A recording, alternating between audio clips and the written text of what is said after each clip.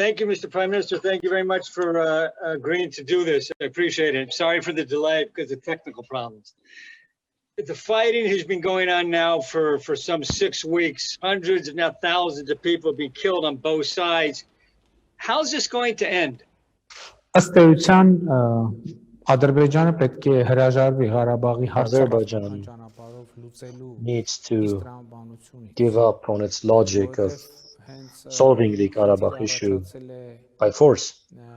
The problem emerged or was caused by the fact that Azerbaijan was continuously promoting a logic of military solution to the question, to the issue. And when it became clear for Azerbaijan that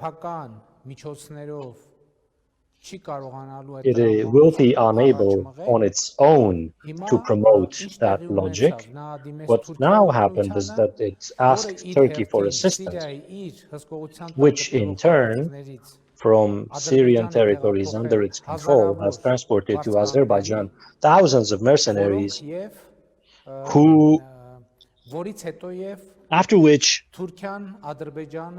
Turkey and Azerbaijan and the mercenaries and the terrorists unleashed a joint attack on Nagorno-Karabakh. I am describing this to make clear how difficult the situation is. Because as we can see, there is not just one entity involved in this process. This complicates the situation a lot more. I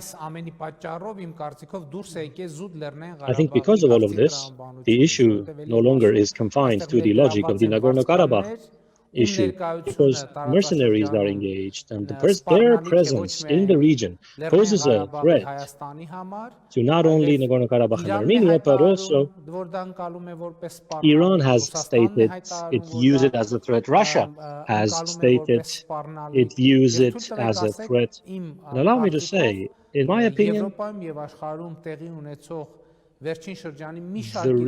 number of recent events happening in Europe and around the world that are at least indirectly linked with what is happening in Nagorno-Karabakh. You're referring to the non-constructive position of Turkey. So the short answer to your question is Azerbaijan needs to give up on its maximalist ambitions and needs to give up on its stated policy of carrying out genocide against the Armenians of Nagorno-Karabakh. But again, I mean, this conflict has been going on now for decades. What was the trigger that sparked it at this moment? Was it Turkey? What was it? Well, as I already said in my answer to your previous question, it was indeed Turkey's engagement which caused Azerbaijan, which was because Azerbaijan had understood that it cannot on its own find a military solution to the Karabakh issue. So it asked Turkey for help. And Turkey, in turn, recruited mercenaries and transported them to Azerbaijan. But I guess my question having its own political interest. I'm sorry, what's not clear to me is whether this was a Turkish initiative or an Azerbaijani initiative. Well, I think it was a joint initiative. I want to state that now, or in the past, we had indirect evidence and proof of the engagement of mercenaries. We now have concrete evidence. And that evidence is as follows. The Defense Army of Nagorno-Karabakh has already captured 2 mercenaries as prisoner. One of them has testified comprehensively. He said he was living in the Turkish-controlled Syrian territories in a refugee camp. He described how he was recruited. He described where they became engaged. He described how they crossed the border into Turkey through an official checkpoint, but without anyone asking them any questions or checking them. Before crossing the border, all of their passports and documents were taken away from them. Then once inside Turkey, they were taken to some airport, and from that airport, on a Turkish airplane, they were flown into another airport, from which in an Azerbaijani aircraft they were transported to Azerbaijan. This whole time they did not have a single document, and nobody asked them a single question about who they were, where they were going, and so on. So these people transported to Azerbaijan were promised $2,000 a month as mercenaries, and there are thousands of mercenaries like this now taking part in this war against Nagorno-Karabakh. And I think that this situation should become the subject of an international investigation. And who are these people? I mean, they're Islamists. Who are they?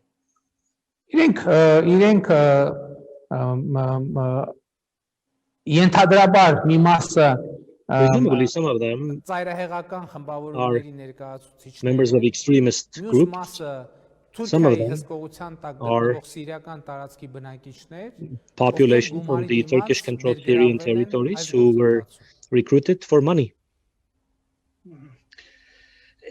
Tell me, sir, how concerned, I mean, you mentioned this in the beginning, but how concerned are you now that this is going to turn into a much wider regional war with Russia, with the Turks, maybe even with Iran? What are the chances of this thing just exploding right now? You see, I cannot make a precise prediction. As I said, the Islamic Republic of Iran and Russia have announced that the presence of mercenaries in the region is a threat to their security. Look at what's happening. After the war started in Karabakh, in the North Caucasus, which is the North Caucasus republics of Russia, we heard reports in those areas of Russian law enforcement having neutralized groups, cells of terrorists who had infiltrated from abroad, who had infiltrated from Syria. And it was a clear hint at them being members of these same groups of mercenaries that had infiltrated into Russia. Iran is extremely concerned about this situation.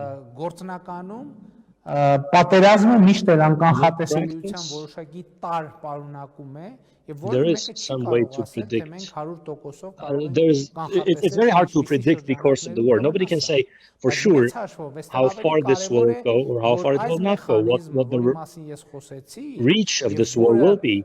But what is important is this mechanism which I described as proven with specific evidence is a mechanism which is in place, which is working, and this mechanism now could be used in different parts of the world. And that's why I said this is Turkey's policy, and it's the continuation of the policy Turkey is implementing in the Mediterranean Sea or in its relations with Greece and Cyprus, or in Libya, in Syria, in Iraq. You see, it's a totally new mechanism that has been put in place. And this mechanism may be manifested in different places in different ways. It's very hard to tell and predict. So in this sense, I think we have entered a new field of unpredictability. For so long as the international community does not respond very specifically to this behavior by Turkey. But specifically, what do you think Turkey is trying to do? What's Turkey's aim? Reinstate the Ottoman Empire, as strange as it may sound. So the reports that yesterday you asked Russian President Putin for security assistance as part of your security treaty with Moscow. What do you want from Russia? Գիտեք, մենք ունենք You դաշնակցային see, we have հարաբերություններ Ռուսաստանի a partnership relationship with the Russian Federation, and we have a treaty on cooperation, այդ պայմանագիրը նախատեսում է and that treaty անվտանգության ընդհանուր prescribes ընդհանուր դիմակայում եւ մենք այս ընթացքում common response to the common security challenges. In this time, I have always been in touch with the President of the Russian Federation, Vladimir Putin, and we have always been consulting, and we are watching the developments. And because the hostilities, the military action has reached the border of Armenia, and there is a threat that the hostilities may pose a direct threat to the territory of the Republic of Armenia. We have launched the procedure stipulated by the treaty so as to continue our consultations for managing any future developments in the situation. But overall, I can tell you that in this situation, in order to support Armenia, Russia is doing whatever is currently possible, and Armenia is generally pleased with how Russia has been honoring its partnership commitments towards Armenia. Is part of employing this mechanism, this treaty mechanism, I mean, could you envision Russia sending troops to the Armenian border? Would that be something that you would want? Russian troops are already deployed on the Armenian borders, and this is no news. They have always been here. And in the territory of Armenia, Russia has military base number 102. In addition to that military base, as I said already, the borders of Armenia are, including the borders of Armenia with Turkey and Iran, are guarded by the Russian border troops. And currently, the Russian border guards have representatives also along other parts of our border. Tell me, sir, who is best suited to mediate right now? I mean, the Minsk group hasn't had a lot of success over the years. Who needs to get involved to kind of calm things down? Գիտեք, իհարկե ԵԱԿ Մինսկի խումբը շարունակում է մնալ The OSCE Minsk group continues to remain the only international format for resolution of the Nagorno-Karabakh issue. But in practice, Russia is now making the most active mediation efforts as a state. And this is understandable because Russia is directly present in the region. Is there any role as a country of this region? Is there any role that you see that Israel can play in mediating the conflict, given that it has good ties with Israel is now very actively engaged in this conflict because Israeli UAVs are actively used in the war against Nagorno-Karabakh, and I think that Israel should think about the following. Mercenaries, Islamist terrorists, and Israel are now on the same side, basically. So Israel should think, is this really a convenient position for Israel? Mr. Prime Minister, I mean, you recalled your ambassador from Israel for consultations because of this issue, because of the arms sales. What steps are being taken to kind of smooth over tensions with Jerusalem over this? So are there any steps being taken? I mean, are you in consultation, discussion with Israel now about how to smooth things over? What I can tell you is that these consultations are ongoing, and as I said already, The question we have formulated is the one I voiced moments earlier. I want to underline, not just for Israel, but for the international community, we need to acknowledge that now in Karabakh, in Artsakh, what is happening is a new type of international engagement being tested. Turkey has in Syria quite ample opportunities to recruit mercenaries. And this was once tried in Libya. Next, it is being tried in Nagorno-Karabakh. And who knows where it will be tried next? Who has any guarantees against not being the next region or the next country to face the same situation? I'm very glad that many countries in the Middle East, including many Arab countries, are making a proper assessment, calling this by its name, understanding what a threat this situation poses to international peace and stability. This is a question that is not any particular state alone. It's a question for the international community as a whole.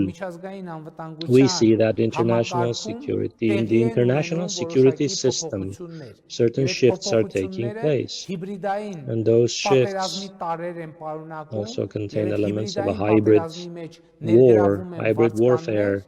Engaging in that warfare also mercenaries, and this hybrid warfare can be manifested in different ways. It can be manifested in the ways in which we see in Nagorno-Karabakh, or it can be manifested in ways in which we are seeing in Vienna, or it can be manifested in ways in which we are seeing in Nice, in France, or in Canada.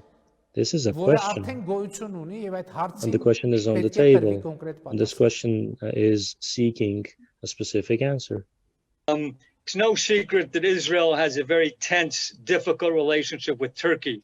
You mentioned that one of the things that Israel should keep in mind is that it's essentially backing Azerbaijan, and in doing so is on the same side of Turkey. When you or your representatives bring this up with the Israelis, what do they say? How do they respond to that? I heard the last part of your question, so I can tell you that I don't think that I should be disclosing the diplomatic exchanges, but the public question is the one I formulated. Ask that question, please. Through this interview, ask that question and ask Israel to answer publicly. What will it take for Armenia to return its ambassador to Israel? This is diplomatic practice. We will see. We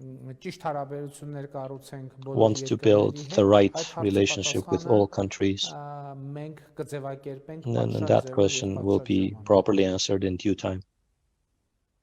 Okay, and the last question is, in a conversation that our president, Ruby Rivlin, had with the Armenian president in early October, after you recalled the ambassador, he raised the possibility of Israeli humanitarian aid.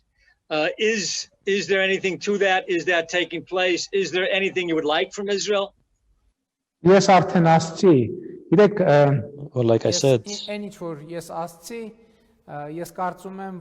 I think that this is a question that Israel should answer not for us, but for itself, and all the countries should do the same. When I speak with journalists from the EU, they ask me what should the EU do, or what the EU should do, and I was saying it before, what the EU should do it for itself, not for Armenia. I just asked, I'm asked to evaluate the situation, I evaluate the situation. 10 or 15 days ago, in my interviews, I was saying that if the EU fails to properly evaluate Turkey's conduct in the region, and really broadly in Nagorno-Karabakh, then they will face the consequences in Europe. And we are now seeing what's happening in Europe.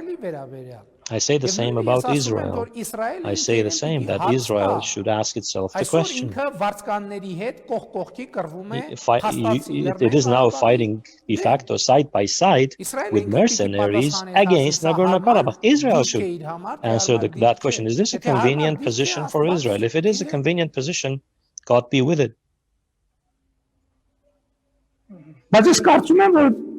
But I think that there will be specific consequences there, and you will have to face those consequences. In Europe, what I said happened within a matter of 15 days. In Israel, I don't know. Maybe 15 weeks, maybe 15 days, maybe 15 years. That's not the point. But what the point I am trying to make is that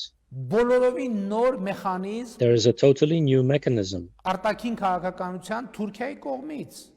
a foreign policy implemented by Turkey. And clearly, that mechanism is going to be used in different places. If it is allowed to manifest itself. Today, that possibility is allowed in Nagorno-Karabakh. And we are seeing it now to start to manifest itself in Europe, in America. Who said we will not see its manifestations in Israel?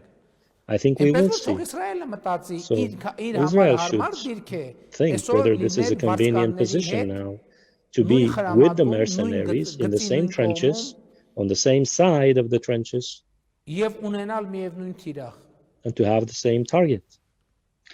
But when you say that there could be consequences in 15 days or 15 months or 15 years for Israel, what are you referring to, sir? I described the new mechanisms of policy used by Turkey when it has the possibility of recruiting mercenaries from its territories under its control in Syria, not unlimited but ample opportunity to recruit these people, plus its imperialistic ambitions. And those ambitions are towards the north, the south, the east, and the west. And we will be seeing manifestations of those ambitions. How come we can see these manifestations in Vienna, in Austria, in France, Canada, but can't see them in Israel? I think we will definitely be seeing those manifestations. So if I understand you, and I mean that Israel is contributing to it. So to that time coming closer. If I understand you correctly, what you're saying is that the Turks could one day enlist Syrian mercenaries to march on Jerusalem. Is that? Yes, որևէ կոնկրետ բան նկատի չունեմ. Ես նկատի ունեմ քաղաքական միջավայրը, քաղաքական մթնոլորտը, specific. I mean the political environment, the political atmosphere, and the gaps which have emerged in the international security system. And if there are gaps, and if there are corridors, loopholes, somebody will try to pass through them. And this is not necessarily going to happen in only one area or in two areas. There will be traffic in all possible directions. Okay, and the last question again is just the one I asked previously. Is there anything as far as humanitarian assistance that Israel could give your country right now? Yes, the answer I gave you. Humanitarian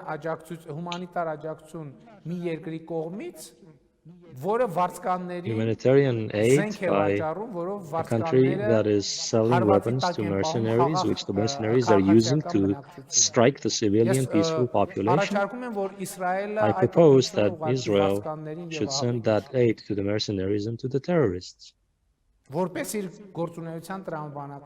as the logical continuation of its activities. Okay.